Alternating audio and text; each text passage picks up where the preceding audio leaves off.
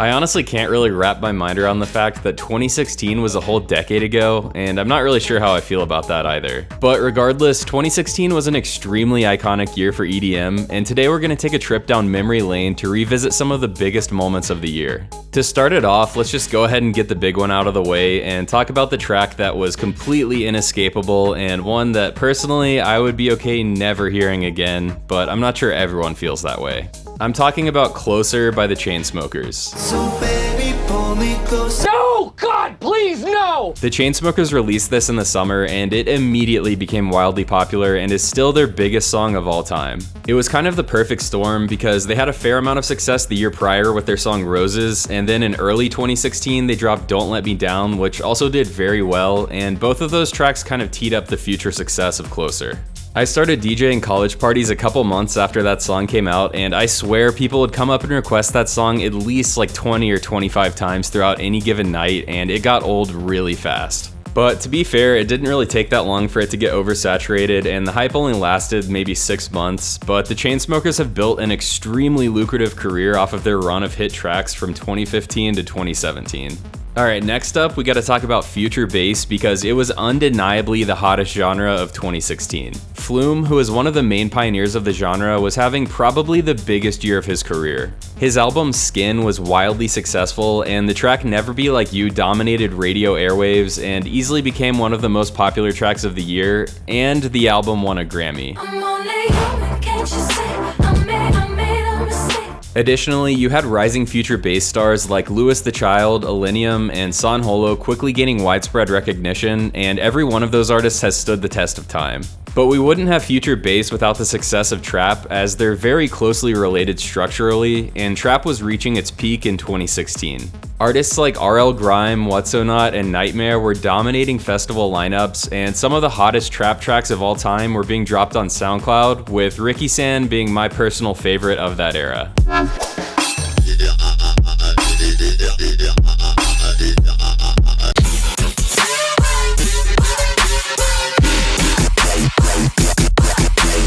Childhood prodigy internet friends Madion and Porter Robinson teamed up to release a once-in-a-lifetime collaboration with their track Shelter, which is deeply loved by both of their fan bases to this day. This was followed up with the Shelter live tour spanning from September 2016 to April 2017, and I actually got to go to the very first Shelter show ever.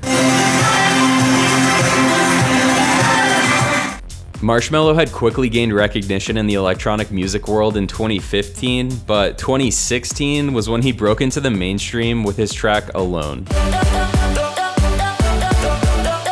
Honestly, I still to this day have absolutely no clue how that song did so well, because to me it's like Baby Shark level annoying. No shade to Marshmello though, I think he actually has quite a bit of good tracks, but Alone just makes no sense to me. Now, another huge breakout track from that year was Alan Walker's Faded, and this one has actually held up very well over the last 10 years.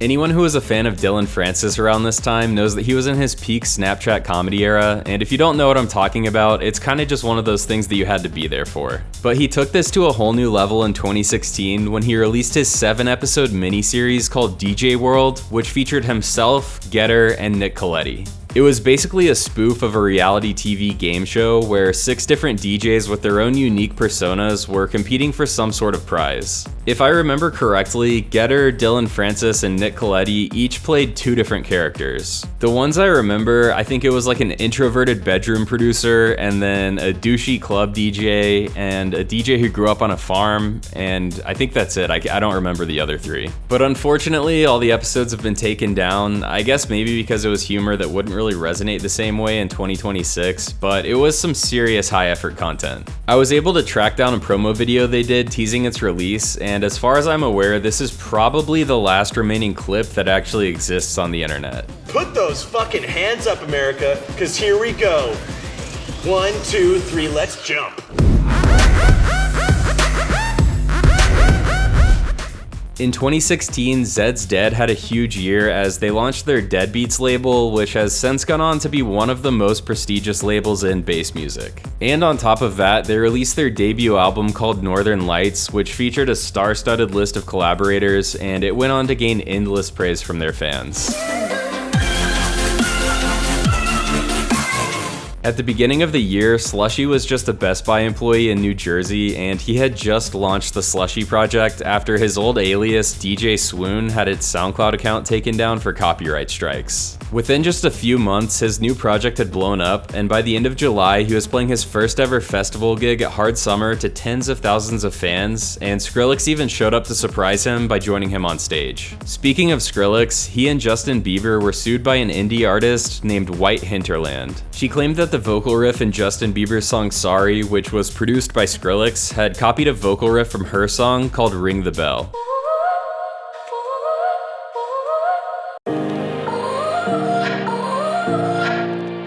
Skrillex then uploaded a video showing exactly how he made the riff, where he had taken a small section of a vocal recording from Julia Michaels, who was one of the songwriters for Sorry, and then he changed the key and pitched it up. The lawsuit was eventually dropped the following year in 2017. The original acapella from the writing sessions of Sorry by Julia. Is it too late now to say sorry?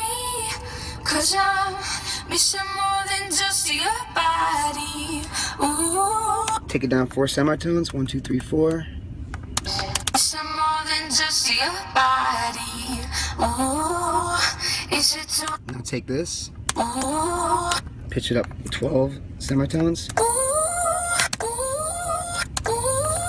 In 2016, Kid burst onto the scene with huge remixes of Daft Punk's Doing It Right and Porter Robinson's Sad Machine, plus some massive originals like Birth of the Universe and Discover.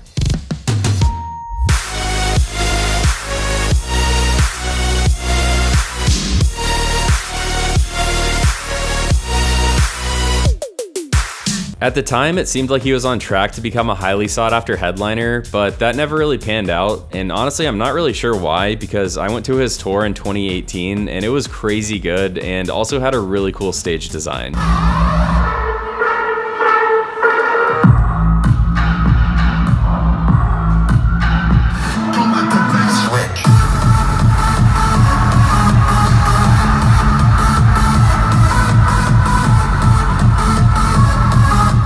As far as the poppier side of EDM, there were a lot of huge tracks that broke into the mainstream, but they were basically just pop songs with just enough dance music elements sprinkled in to be classified as electronic or EDM. Tracks like My Way from Calvin Harris, Let Me Love You by DJ Snake featuring Justin Bieber, and Starving by Zed and Gray featuring Haley Steinfeld, who I recently learned is married to the Buffalo Bills quarterback Josh Allen. And since I mentioned Let Me Love You by DJ Snake and Justin Bieber, that song appeared on DJ Snake's debut album Encore, which was released in 2016. That album also had the track Middle featuring Bipolar Sunshine, which also got pretty popular in the mainstream. Both of those tracks are fine and all, but they overshadowed some of the biggest bangers on the album, like Pigali with Moxie and Sahara with Skrillex.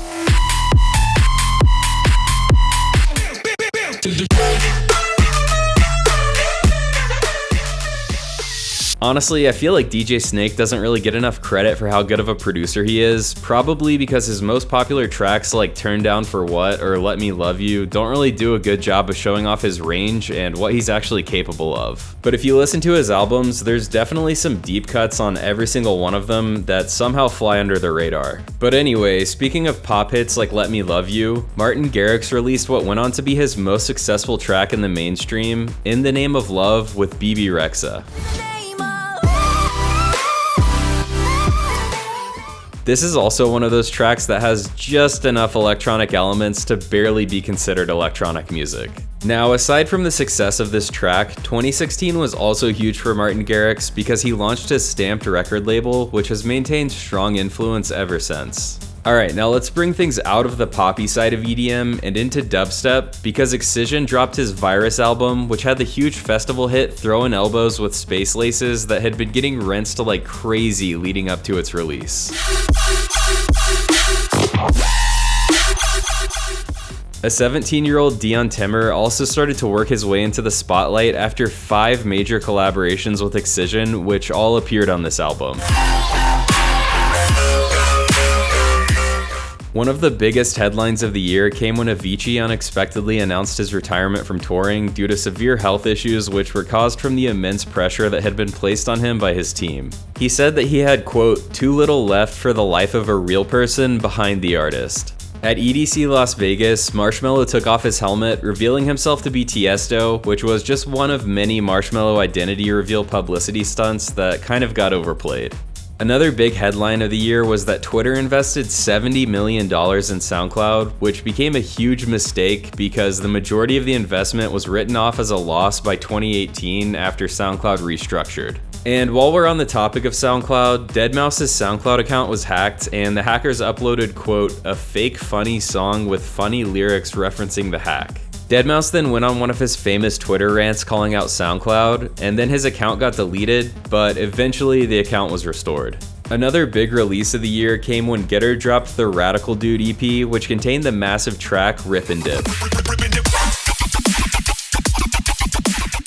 Joyryde quickly became one of the hottest artists in the scene after debuting the project at EDC Las Vegas and releasing a slew of high-octane singles throughout the year. Tracks like The Box, Hot Drum, and Hari Kari were getting rinsed by tons of DJs across festival season.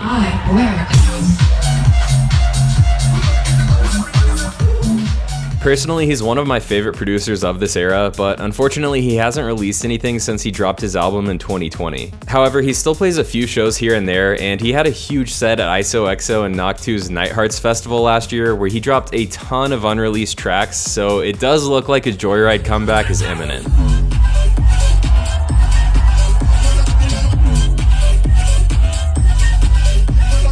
The dubstep supergroup Cho Gang burst onto the scene in 2016 and made a major splash right off the bat, but everything peaked at their set at EDC Las Vegas the following year, and then from there, things fizzled out pretty quickly. The group consisted of Virtual Riot, Dubloads, and Barely Alive, and the whole project was meant to be a joke making fun of dubstep, but they actually ended up making some of the best dubstep tracks of that era. It's Cho Gang, motherfucker.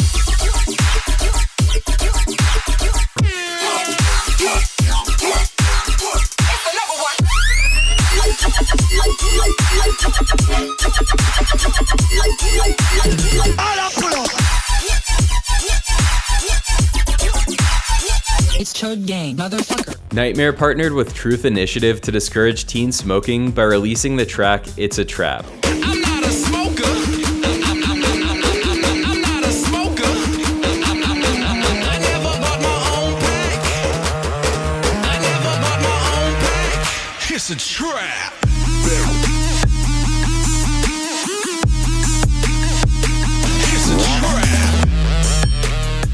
The campaign was actually extremely successful as millions of teens switched to vaping the following year, even ones who didn't even smoke cigarettes in the first place.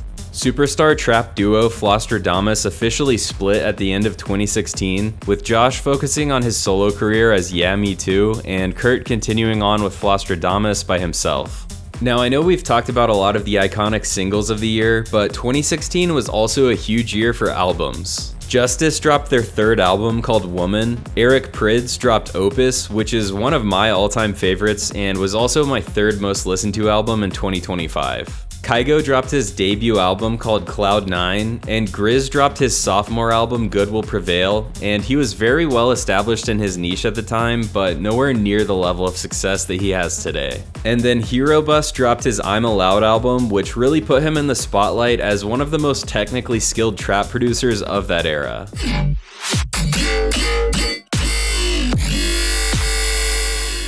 A relatively unknown Subtronics released his Cyclops EP on Prime Audio, and Rhythm was quickly gaining a cult following in the dark corners of SoundCloud, with Never Say Die Black Label being a huge factor in the growth of this sound. Anna Luno became the first woman to perform a solo set at EDC Las Vegas main stage, which is honestly a pretty shocking headline seeing as 2016 was the 20th year of EDC Las Vegas. After the 2015 EDM movie We Are Your Friends was a massive failure, Netflix decided to take their own shot at another EDM movie with XOXO. I vaguely remember watching this around the time it came out and not really liking it, and I thought it was pretty corny, but some people on Reddit said they do like it, and to be fair, it does have a 5.3 on IMDb, which is not that bad in the grand scheme of things. Illenium dropped his debut album Ashes and was gaining popularity throughout the year, but nowhere near where he's at now.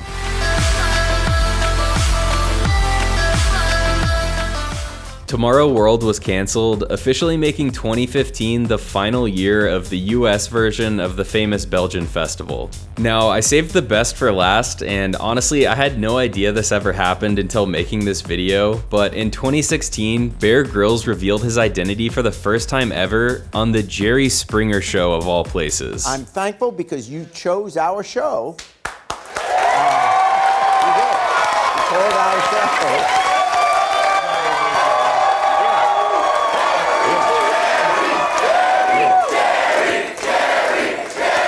Can I have a drum roll, please?